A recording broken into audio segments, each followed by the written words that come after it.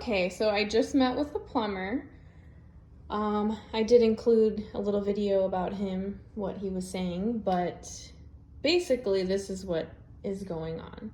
So the clean out for this side of the house is just on the other side of the window here, and then it runs straight out past the tree to the main sewer line. Everything over here is fine. So that toilet and then this guest bathroom toilet. What's great is that these are close to the clean out line right here, kind of by the curtain over there. So all the waste and toilet paper and whatnot, it's just flowing directly into the city line. The problem is where the line connects from here, where this piece of tape is by the toilet, goes down through to this piece of tape in the dining area. That is where this belly of water is. So what he was saying was that pretty much so there's that funky toilet in the garage.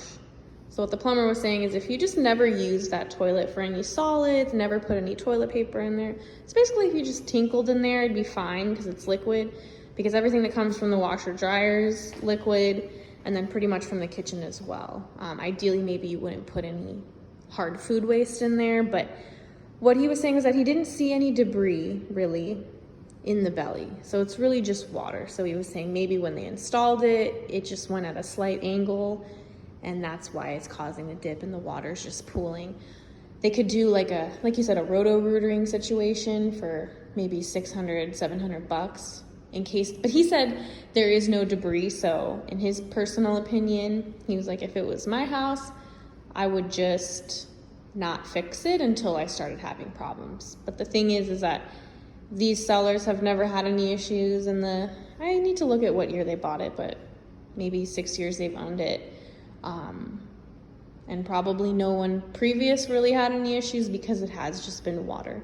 Luckily on this side of the house, it's just water that has to flow all the way out there to the waste area, and all the solid waste, they bypass all this. So really at the end of the day, it's just kind of really up to you. It's your decision. Is it something that you can just kind of ignore? Make sure you don't ever use that toilet for solids. Make sure you're not really putting any solid foods in the sink there, and making sure it's all just liquids that hang out on the side of the house. And then if you ever notice any issues, you can have somebody come in and roto-rooter any debris that's kind of blocking the way and causing backups. Or would that be something that bothers you and, you can't sleep at night knowing that that's the situation? He's gonna get a quote from his project manager for me.